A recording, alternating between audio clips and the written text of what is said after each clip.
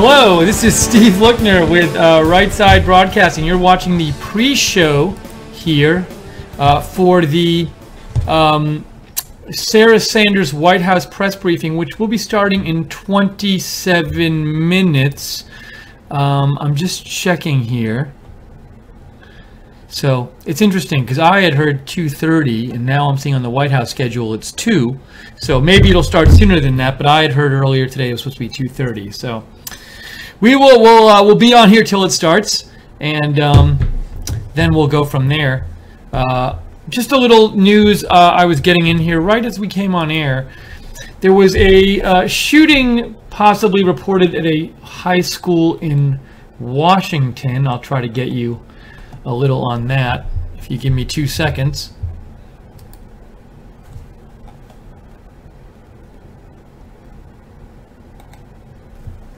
So we have this report here. Oops, well, that's because, oh, I wonder, Joe, hold on a second, Joe. I wonder if this is Joe, I'm going to go to black for a second. I'm going to see if I can get my, I might have to refresh this stream.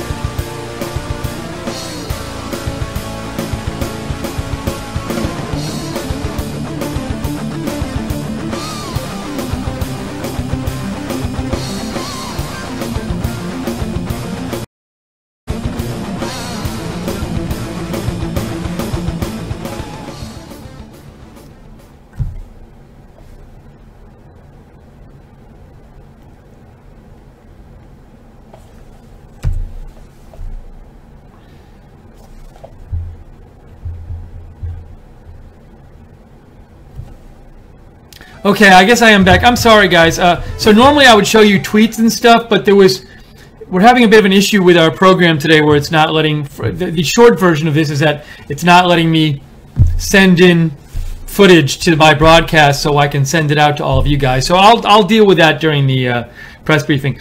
But anyways, so one report in is that we have multiple casualties from a shooting reported at a school in Washington, in Spokane, Washington. And so these reports of the shooting in Washington started coming in about an hour ago. So I don't know, I haven't heard any kind of like there's new shots ringing out. So I've heard that there's some people perhaps in classrooms there and stuff, but it's possible that what happened is there was some shooting about an hour ago, and now they're kind of just figuring out what happened. I have seen several. It's Freeman High School in Washington State. Freeman High School in Washington State. So we'll keep an eye on that. I'm not, again, hearing that there was some shooting there. Heard some reports of injuries. Haven't really heard much else. Associated Press is saying authorities responding to reports of a shooting at a high school south of Spokane, Washington. So we'll keep an eye on that for you. Also, that just came out here was, this just came out about the Olympics.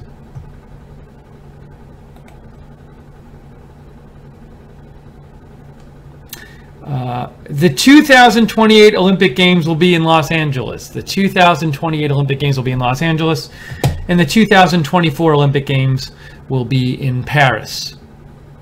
So there you have that. So we're waiting for this press briefing. It's going to be in 23 minutes. It's supposed to start at 2:30. Well, I've heard both 2:30 and 2. So we will bring that to you as soon as it happens. Perhaps it'll start sooner than 2:30. See if I can get you any updated info on what's going on in Washington, but I don't see any yet. So another thing that's going on is the president tonight is going to meet with both, I believe, Nancy Pelosi and Chuck Schumer. Let me confirm that for you.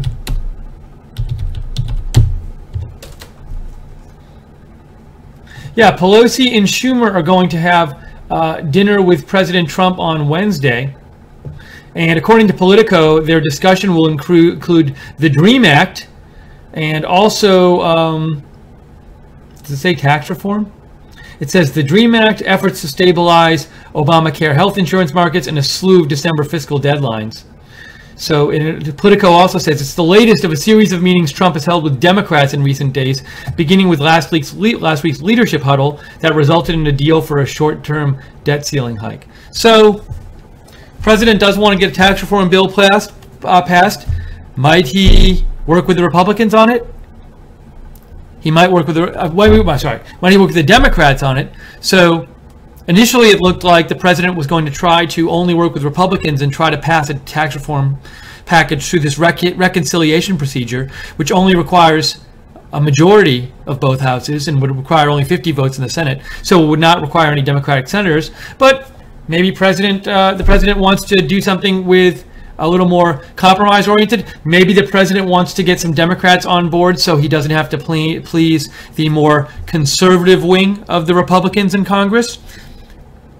It's possible he thinks, well, just trying to work with Republicans didn't get it done with health care, so maybe I have to work with Democrats on tax reform. All these different possibilities here. That very well might come up in the press briefing.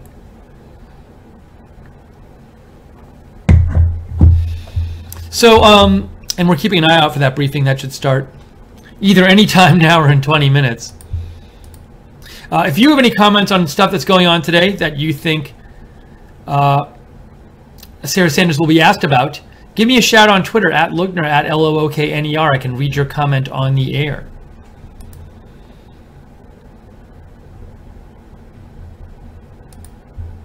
Another story I wanted to talk about is, and I apologize, I can't at the moment, as usual, show you like clips of things and Twitter posts and stuff. There's a little bit of an issue with our program here that I need to try to fix.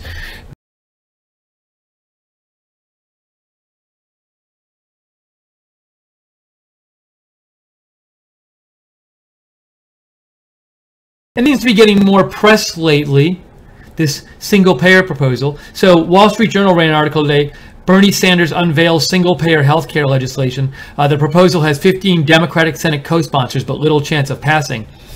So the idea of single-payer is that health care it'd be like, you know how with Medicare is for older people, and Medicare is, so if you're older, you just get Medicare.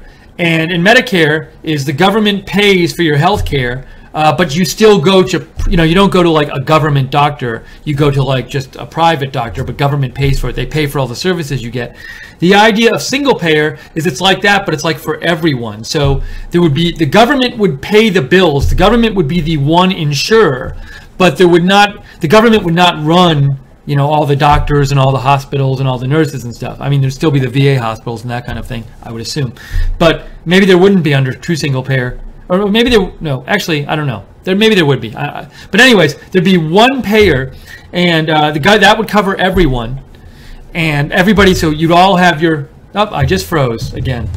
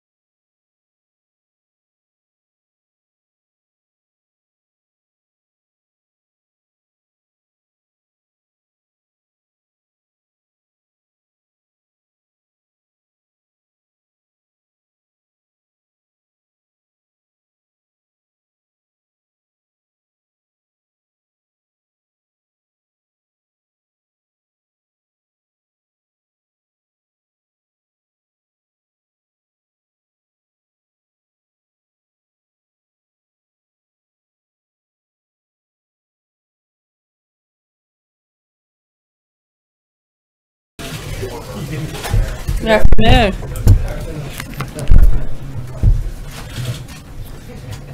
I want to start off by reiterating the messages that FEMA Administrator Brock Long and the President's Homeland Security and Counterterrorism Officer Tom Bossert made this morning regarding the ongoing relief efforts in the wakes of Hurricanes Irma and Harvey. Life-sustaining operations are still underway, and we encourage everyone in the designated areas in Florida, Puerto Rico, and the U.S. Virgin Islands to register online at www.disasterassistance.gov.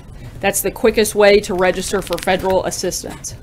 As I said yesterday, the President was pleased that members on all sides of the aisle came together last week under his leadership to deliver critical relief to those affected by the storms, and he has continued that spirit of bipartisanship and unity this week.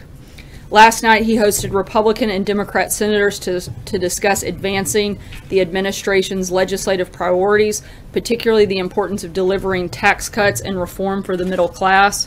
Today, in addition to important meetings with Republican and Democrat House members and Senator Tim Scott, the President will also host Senator Schumer and Congresswoman Pelosi this evening for a bipartisan discussion on the upcoming legislative agenda with a focus on tax reform. Historic tax reform is one of the most significant ways that we will jumpstart our economy, creating jobs and raising wages for all Americans. The President and his team will continue to engage with all members of Congress who are willing to work with us to deliver this critical relief for the American people. Finally, on a slightly lighter note, I'd like to announce that Frank from Falls Church, Virginia, whose letter I read last month offering his services to mow the White House lawn, will be here on Friday. He'll work with the groundskeeping crew here at the White House and will help cut the grass in the Rose Garden.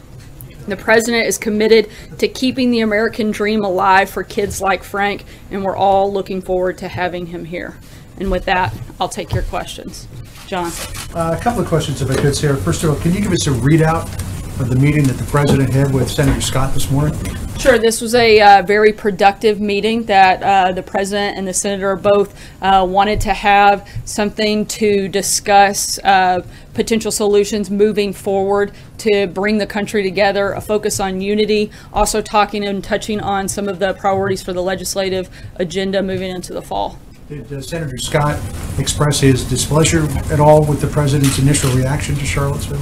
Not at all. They talked about it pretty in depth, but the focus was primarily on solutions moving forward, and that was what both people came to the meeting wanting to discuss, is what we can do to bring people together, not talk about divisions within the country. Second question, following the meeting that he had with the President last night, West Virginia Senator Joe Manchin said in his perfect world you'd get 30 Democratic senators and 30 Republican senators agreeing on a plan for tax reform. Does the President believe he could get 30 Democratic senators and still stick to his principles for tax reform? I think America hopes he can. I think for the sake of most Americans, the goal is I would actually set the sights much higher, in that you have every member of the Senate come together to help pass massive tax cuts and bring tax reform to this country. Sarah, thank you. Two questions, if I can. The President's dinner tonight was Schumer and Pelosi. They seem to be getting close. But in the past, the President has called Chuck Schumer a clown, Pelosi a loser. But now he seems to recognize that he needs them. How does that work? What changed? I think it's less about him needing them, but as more about the President wanting to work with them and wanting to help move this country forward. As we've said many times before, we've got a very ambitious legislative agenda for this fall, and the President wants to work with anybody that wants to move America forward. And if they're willing to do that, sit down, be part of that conversation on both tax cuts and tax reform, responsible immigration reform, then the President certainly welcomes those conversations. Does he view Schumer and Pelosi as equal allies on the Hill for getting things done on par with McConnell and Ryan? Look, the President is a Republican, and certainly I think ideologically that's a much cleaner matchup. But if these people and these individuals, whether they're Democrats or Republicans, want to come together to push the President's agenda and the agenda that clearly the American people want to see, or they wouldn't have elected Donald Trump, then we're certainly happy to have that conversation and move that ball forward. No. I know the President came out for Graham Cassidy today, but a lot of people believe that may not come to pass. Senator Alexander has introduced a more incremental bill that would stabilize the insurance markets. Could the president support a bill like that, or does it have to be more of a full-scale repeal? And secondly, what does the president make of Democrats' efforts on single-payer?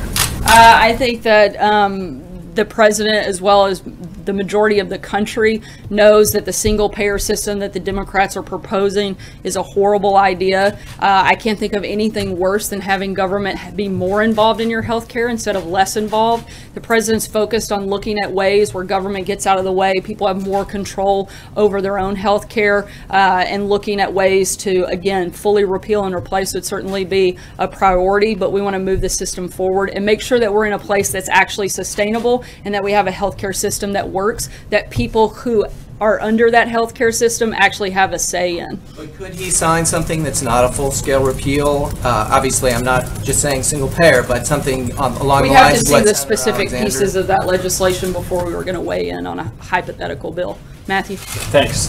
2 questions. First, is Vice President Pence going to be attending that dinner tonight? I believe the vice president's actually hosting another dinner at his residence with other members of Congress. And we'll make sure we get those more details to you on that later today. And on a different topic, I wanted to follow up on some statements you made yesterday about James Comey. You said some of his conduct likely could have been illegal. I was wondering what specifically you were referring to there, because the one thing you pointed out was those memos that were given to the Times, but those didn't contain any classified information and were handed over once he was a private citizen. Yeah, the memos that Comey leaked were created on an FBI computer while he was the director. He claims they were private property, but they clearly follow the protocol of an official FBI document. Leaking FBI memos on a sensitive case, regardless of classification, violates federal laws, including the Privacy Act, standard FBI employment agreement, and non-disclosure agreement all personnel must sign. I think that's pretty clean and clear that would be a violation. So what do you want to see happen? That's not up to me to decide. I'm certainly not an attorney, but I think that the facts of the case are very clear. And just following up on that a bit, so you're not saying that the Justice Department should look into this, but you do believe that Comey did, that his act of leaking those memos was illegal?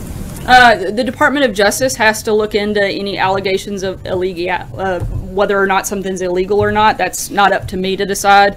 What I've said and what I'm talking about are facts.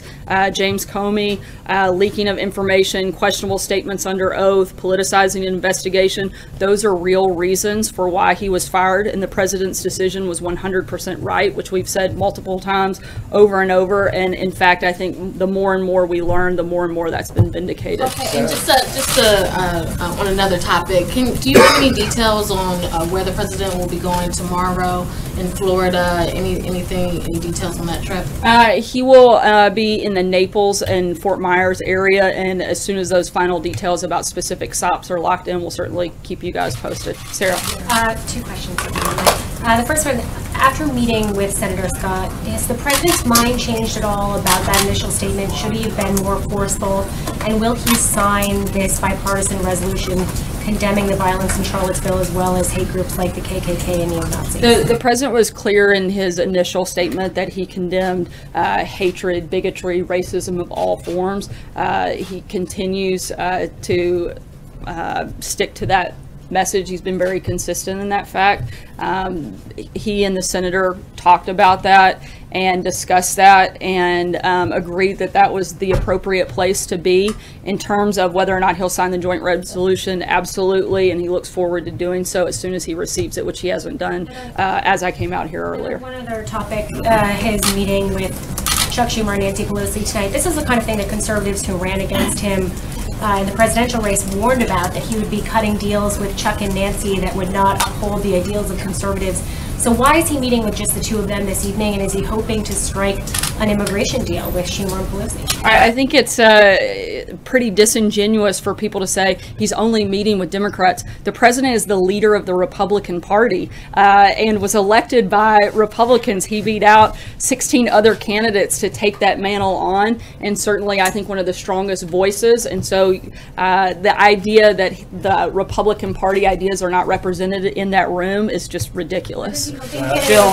Two topics, just to follow up on that firstly, is immigration going to come up, and would the president consider reaching some kind of deal similar to the 3-month extension working with Democrats on the Dreamers issue? I wouldn't be surprised if it came up tonight, but I'm not going to get ahead of the conversations that they're going to take place later this evening. And as always, we'll certainly keep you guys posted on what those look like. And I also want to ask about the number 2 at FEMA withdrawing his nomination for consideration. Did the White House know about that IG audit when the president decided to nominate Daniel Craig? We're not going to get into the back and forth. Our focus, particularly at FEMA right now, is on the safety and security of those that have been affected by the hurricane. We're not going to go down rabbit holes on personnel, and our focus is on that as of right now. Steve. This morning on CBS, Senator Manchin said that last night at dinner, the president was adamant that the tax reform would not be a tax cut for the rich. Do you know on what basis the president was able to make that promise? Is he pledging to hold the top tax rate at 39.6%? Are we not going to see a reduction in that rate? How can he assure Americans that the rich won't get a tax cut? The president's priority when it comes to tax cuts and tax reform is on the middle class, helping grow the middle class, helping create jobs, simplifying the system. He's laid out those principles, and that's where his focus is, and that's what he's going to push for as we move into this process. To follow up on the question that was asked about Bernie Sanders' health plan. In January, the president gave an interview to the Washington Post. He said he wanted to see a program that would allow for insurance for everybody and that would leverage Medicare and Medicaid's ability to control drug prices. Bernie Sanders seems to be offering a plan that would do that. Why does the president not support it? I'm pretty sure that it's not only does the president not support it, but America doesn't support it, or Bernie Sanders would be sitting in the Oval Office right now. He pushed these ideas forward during the campaign. They were rejected, not just by America, but Democrats. He didn't make it through the primary. He didn't make it into the Oval. I think that's a pretty clear indication of what America wants to see, and it's not a single-payer system. Thank you, Sarah. I'd like to ask. Well, I'll come back. Thank you. Go ahead. 2 quick questions on tax reform. There are some Democrats who are confused. If the president was serious about creating a bipartisan tax plan, their thinking is that the president would also be meeting with ranking members or the minority members on Ways and Means and on the Finance Committee in advance of the disclosure of the consensus outline that's going to come out at the end of September. Can you describe the president's view about how to create a bipartisan tax plan? Does he want to get ideas from Democrats, or does he just want Democrats to buy in to the plan that Brady and Hatch will reveal? Well, I think just by mere fact that he's been sitting down both yesterday and today with multiple members of the Democrat Party shows that he wants to have that conversation with them. I don't think you can make that any more clear than to have those ongoing conversations with multiple members of the Democrat Party. Thank you, Sarah. I have 2 questions. Quick question on Florida. How soon will the federal government be able to estimate with any kind of precision what kind of additional aid might be necessary to address the destruction in Florida in terms of what Congress may be presented with by the end of the month? We're still in the recovery efforts right now, and until we get a little bit further into the process, it would be premature to put those estimates out there, particularly with precision. I would imagine that takes us a good bit more time, and once we have those numbers, we'll let you know. Thank you, Sarah. I'd like to ask, the United States is spearheading a meeting at the UN on Monday on UN reform. Could you give me some specifics on what the United States hopes to accomplish in that meeting? I'm not going to get ahead of the meetings that are going to take place, but I can tell you that on Friday, General McMaster and Ambassador Haley will be here at the briefing to talk in more detail about the UN General Assembly events and meetings that will take place next week. John Decker. Thanks a lot, Sarah. 2 questions on 2 different subjects. Just to follow up to the president's meeting that he had with Senator Scott this morning. After the president's response to that white supremacist rally in Charlottesville, Senator Scott said that President Trump's moral authority was compromised. In terms of the conversation that they had, does the president understand what troubled Senator Scott in regards to his response? They had a very open and honest conversation and committed to continuing those conversations and making sure that today was just the first step of many of those meetings, where I think that'll be an ongoing process and ongoing conversation that they have. And then on tax reform, with the meeting that's taking place this evening with Democratic leaders from Congress, what has been the reaction that you've seen from the supporters that were on board the sort of the Trump bandwagon from the start, this new tack that the president is taking in reaching out to Democrats? This was something that the president talked about on the campaign trail, of being a good deal maker and being able to sit down with members of both sides and be able to bring a deal and bring good legislation for the American people. This isn't new, and people listened and heard the president and certainly supported him, and that's why he's here today. John Gizzi. Yeah. Thank you, Sarah. Two different questions on two subjects. First, your earlier remarks about the nature of repeal and replace legislation would seem to rule out the White House support for a flat-out repeal, which is favored by many Republican House members. Are you ruling out or discouraging a flat-out repeal measure first? We haven't ruled out anything that helps move this process forward. We're grateful for the efforts that are continuing in Congress, and we hope that they do what they campaigned on and what they promised the American people they would do, and that's not just repeal, but it's also replace. I think both of those parts are very important moving forward. The other thing is, the president recently appointed 42 new U.S. attorneys, and it's been reported fairly widely that only one of them was a woman, the U.S. Attorney for the District of Columbia. Joyce Vance, former Democratic-appointed U.S. Attorney in Alabama, called this, and I quote, a slap in the face, unquote. What is the reaction of the White House to that comment on this wave of appointments of U.S. attorneys? I think that the president has certainly surrounded himself with a lot of strong women in various positions, including myself in a pretty high position and senior position in the administration, as well as Hope Hicks, Kellyanne Conway, a number of others. He's continuing to add women to his staff at senior levels every single day, and I think that's a very positive step forward, considering particularly on the communication side, it's the first time in history that's happened. Thanks, Sarah. It was reported today that Mike Flynn Jr. is the subject of a federal investigation into election meddling. Is the president concerned that someone who served on his transition team is now the subject of a federal investigation? I haven't had a conversation with him about that, but I'd refer you to outside counsel on. Follow up on a comment that Hillary Clinton made this morning. She said that she wished President Trump was the president for all Americans.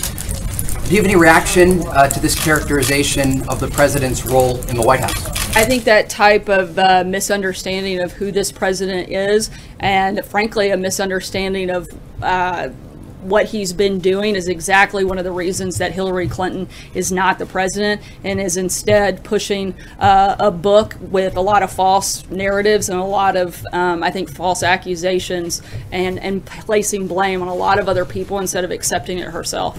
Philip. Thank you, Sarah. A little over a week ago, the Canada, U.S., and Mexico has closed the second round, closed up the second round of negotiations on NAFTA. Next round in 10 days in Ottawa. Has the president been briefed on the second round? Is he happy with the result, if he was briefed? And is he still considering canceling the entire agreement? Those negotiations are still ongoing, and a final decision hasn't been made, and they're going to continue to push forward to make sure that the best deal possible for Americans and American workers happens. Sarah. Hallie. Two questions. Number one, when was the last time the president spoke with Mike Flynn? I'm not sure. I'm not aware of any conversation that's taken place in quite a long time. So. And I also want to ask about tonight's dinner. Why not also invite Mitch McConnell and Paul Ryan? Look, you've got the leader of the Republican Party sitting at the table. This is the president's opportunity to have a very open and honest conversation with members of the Senate, and I think anybody that tries to distort it into something other than that is just misunderstanding what the purpose is. Just clarify, because I don't want to get it wrong either. Are you saying that if Mitch McConnell and Paul Ryan were there, then that conversation would be distorted? No, that's not what I'm saying at all. I'm saying that if anybody thinks that the Republican viewpoint isn't being represented, is completely misunderstanding that the president is the leader of the Republican Party. So is the president negotiating on behalf of the Republican leadership on the Hill in this meeting? Or the president's negotiating on behalf of the American people, exactly what he was elected to do. And the idea that you guys keep trying to distort this into a bad thing is, I think, exactly why this president was elected. They were sick and tired of business as usual. They wanted somebody who would break up the status quo, that would bring people from both sides of the table together to have conversations. This president's done more for bipartisanship in the last 8 days than Obama did in 8 years. Sarah, I want to go to the Tim Scott meeting. What other topics were on the table with the president beyond Charlottesville and Tim Scott? They talked about tax reform. They talked about moving to looking at different ways to bring the country together, and about continuing ongoing conversations, making sure that they stayed in constant contact with one another and having a pretty open and regular conversation. Conversations about HBCUs in this meeting, and also HBCUs were not discussed in the meeting today. And sources saying that there was a conversation about a request from Black Republicans to have a high-ranking Black Republican within this administration who knows issues and understands how Washington up and down Pennsylvania Avenue works. Was that a conversation in this meeting?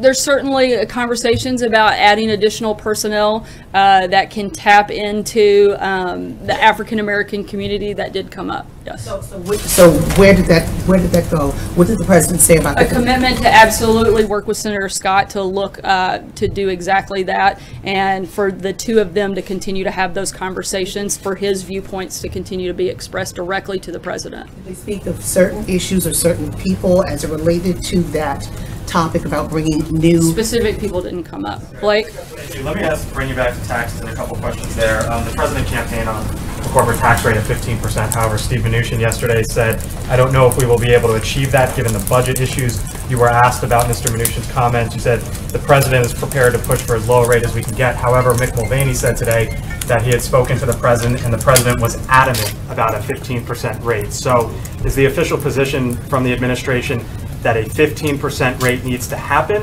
or that all of this is subject to negotiation? The 15% has been the goal. It's always been the goal. We're going to continue pushing for that. That certainly hasn't changed.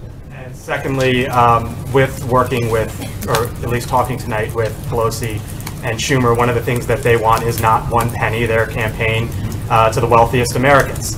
That is a marker that they have drawn in the sand. At this point, is the president open to not having tax cuts as deep as once were maybe thought for the wealthiest of Americans? Again, the president's focus has never been on the wealthiest of Americans. It's been on tax cuts for the middle class and tax reform as a whole. That continues to be his priority and will, in tonight's discussion, come through. Thank you, Sarah. Thank you.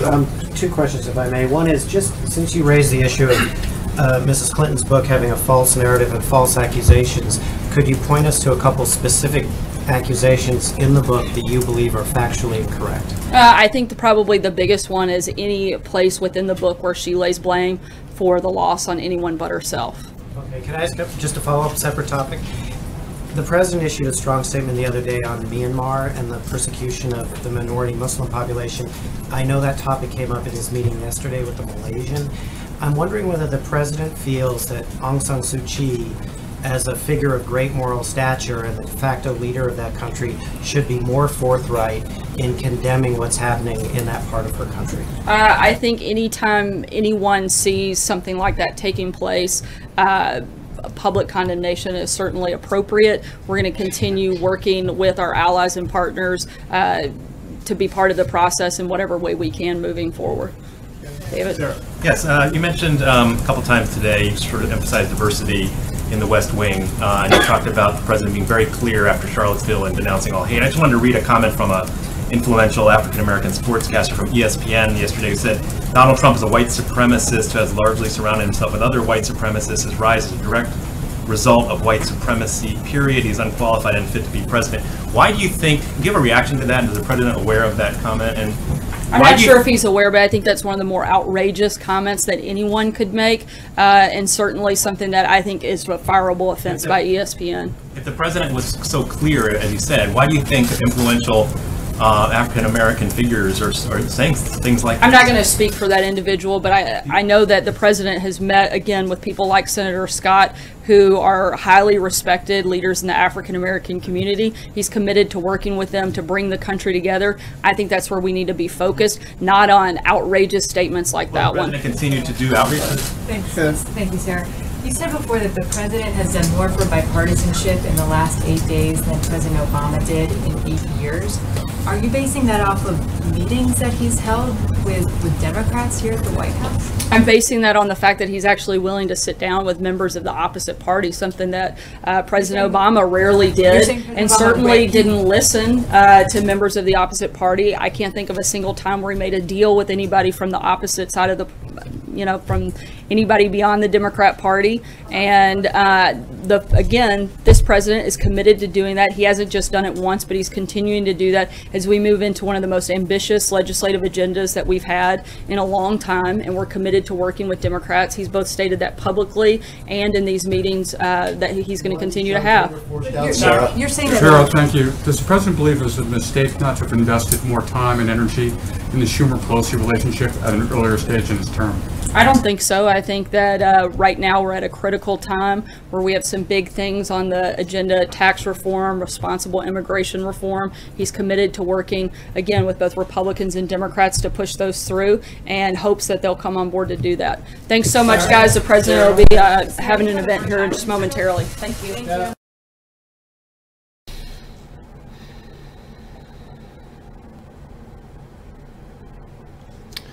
Hey everyone, so that was the press briefing with Secretary Sanders, Press Secretary Sanders. President Trump is having an event next. I'm not positive at this point. Joe, let me know. Are we having that definitely still? I want to make sure it's 100% that we're having it. But Joe will let me know. I think we're going to have that event coming up momentarily. Anyways, we'll talk about the press briefing in the meantime.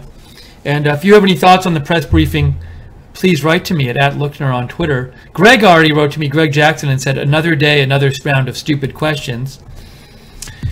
And I took some notes about some things that stood out to me. So Sarah Sanders was asked again about Hillary's criticism of President Trump in her book, and I'm trying to get the actual quote she said here, but she basically said that Hillary continues to say false things. Let's see. She said that she should accept blame for her loss instead of pushing false attacks about President Trump.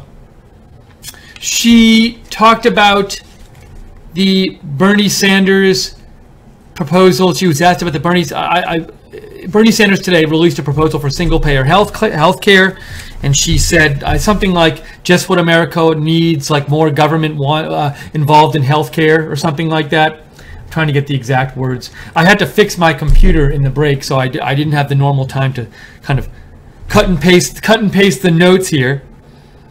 So, by the way, unfortunately, it looks like we're not going to have coverage of of President Trump's event coming up. We thought we were, but there's no feed that we can use of it. So we're not going to have coverage of that. So we apologize for that. We literally just found that out like 2 minutes ago. So we'll talk more about the press briefing. I found it interesting. An ESPN columnist, hold on one second.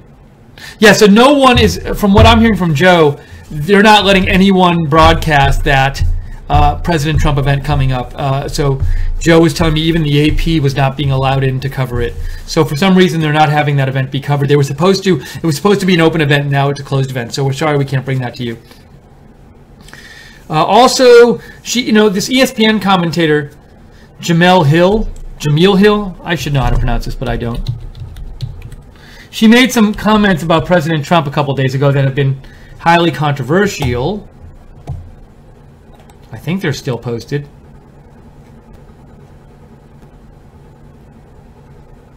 So, for example, she said,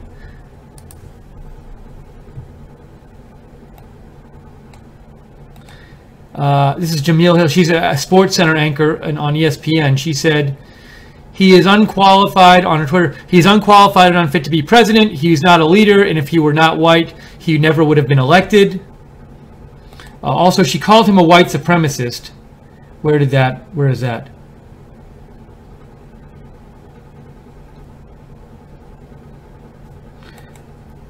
She said Donald Trump is a white supremacist who has largely surrounded himself with other white supremacists. Now, ESPN issued an apology. They didn't take any action against her, though, that I'm aware of. They didn't fire her or anything or suspend her. And Sarah Sanders was asked about this today, and she called the comments by Jamil Hill, I'm sorry, I don't know the exact pronunciation. She called those comments a fireable offense. That's what Sarah Sanders said.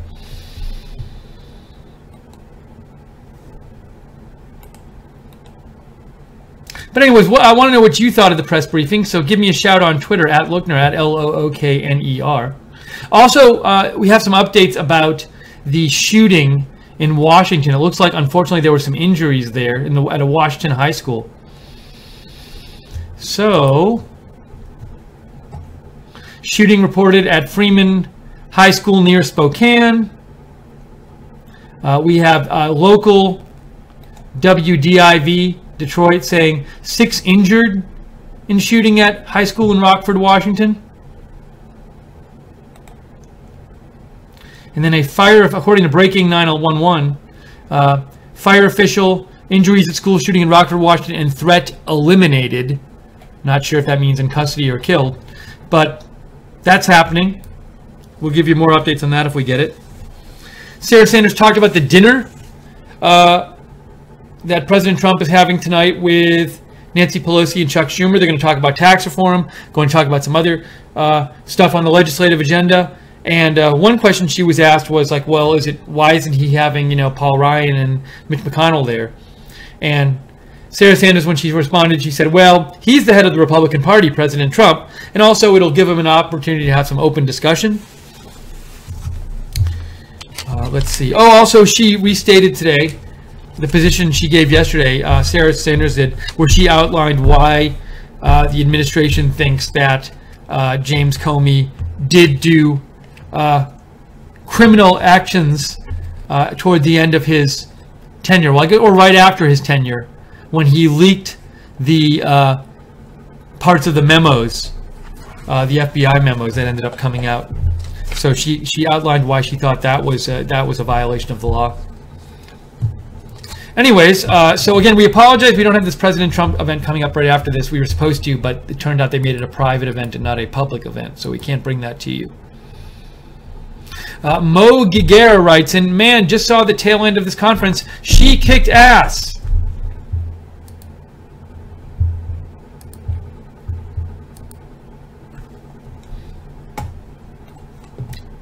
See if there's anything else I want to mention about the press briefing. If you have any thoughts on it, write to me at Lookner, at Lookner on Twitter.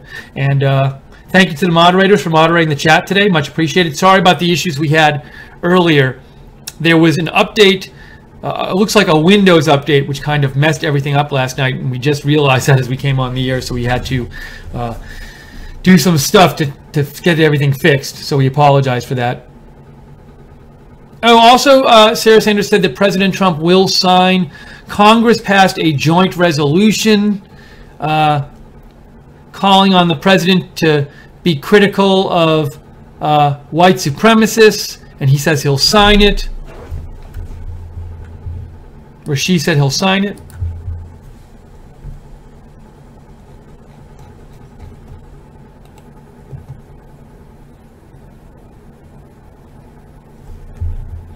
Just making sure I'm caught up on all your messages. One bothersome thing about that resolution. I was looking at some stories about that resolution that Congress passed, and one thing in it is they call that car incident. Well, was it the car incident, or I think they call the whole event in Charlottesville like a domestic terror event or something like that. Let's see if I can find it right here. I have a story up about it right here. The final version calls the killing of Hare a domestic terrorist attack. Now, as far as I'm aware, no proof has been publicly given for why that car incident happened. It was a terrible incident and the woman died and people got hurt. That was awful. But there's been no trial of the person yet. I'm aware of no evidence that's come out that have shown that that was an act of terrorism. I'm open to there being such evidence and concluding that it was an act of terrorism when I see the evidence. But to me, it's irresponsible of Congress to pass a resolution calling it an act of domestic terrorism when I presume they don't have any more information than we all have. Unless they're being leaked illegally information from the Charlottesville Police Department.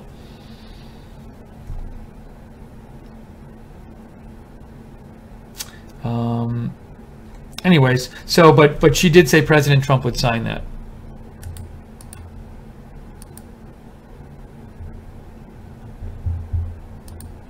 So I think I've gotten to all your messages here. We apologize we can't bring you President Trump's event. If there's footage of it that comes out, we'll try to bring that to you later today. And we will also follow and see if there's any more breaking news today. And if there is, we'll certainly come on the air and report it to you. I think we're going to wrap up this stream right now. And but be sure subscribe to us on Right Side Broadcasting and click on the notifications bell so you can get notified when we come on the air for any kind of breaking news coverage.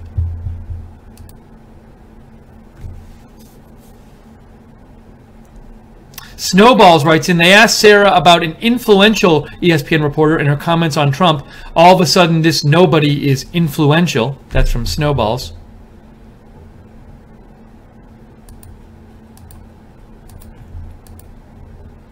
Oh, I got a couple messages here. I'll check them out.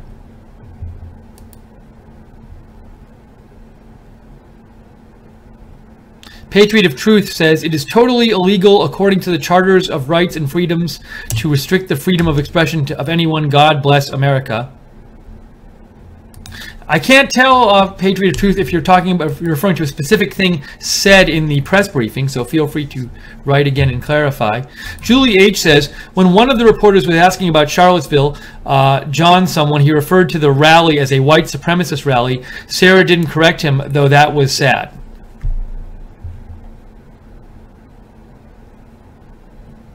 Because I think you're saying, Julie, that the rally you're saying in your mind was something about was a rally. In theory, the purpose of the rally was to protest the statue, the Robert E. Lee statue, being taken down.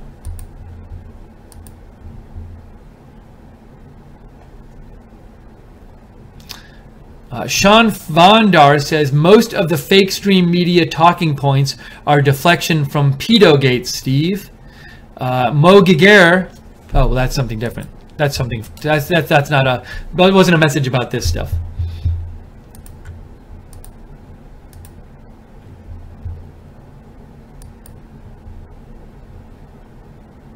Julie H is saying white supremacists and KKK crashed that rally. Now I could see it's possible that some of them went because they actually didn't want the statue removed. But I see your point. I believe again is that you're saying it wasn't there was a purpose to the rally that wasn't white supremacism. It was the rally was organized around the Robert E. Lee statue, is what you're saying.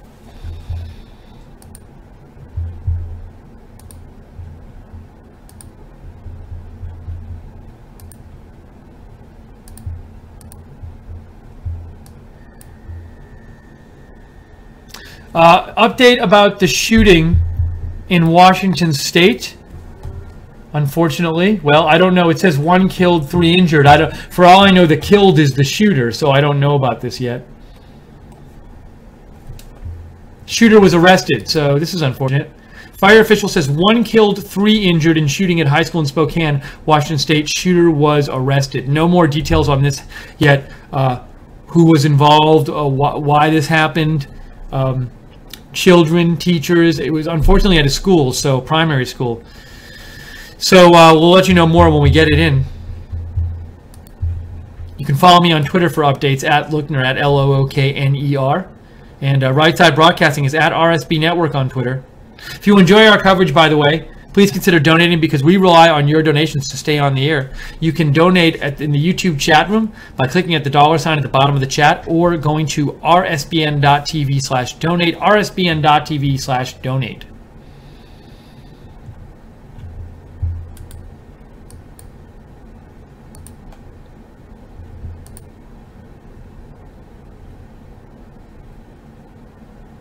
Kayla Nanya says, Heather literally was not hit by that car. She died of a heart attack. I am not aware of this, Kayla. From what I've heard, she was hit by the car. So if you have a source on that, feel free to send it in. Patriot of Truth says, North Korea doesn't respect the human charter of right and liberty.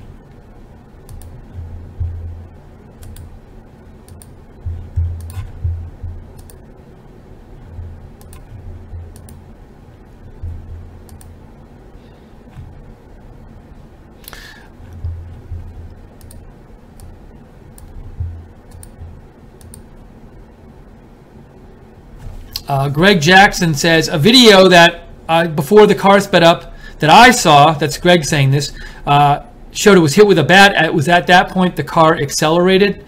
So I would like to just hear more, I'd like this trial to happen in Charlottesville and to get more of this information out in the open. And that has not happened yet. So I don't think we know exactly what happened there. I certainly don't know exactly what happened there. I've seen tons of footage, but I don't think you can just tell from the footage. So it would be, I've been saying for months that I would like people to withhold their judgment until we actually get more facts in about this, which seems a reasonable thing to request, to me at least. Snowball says, the media acts like they have no idea why some people call Trump a racist. They created that narrative and they know it.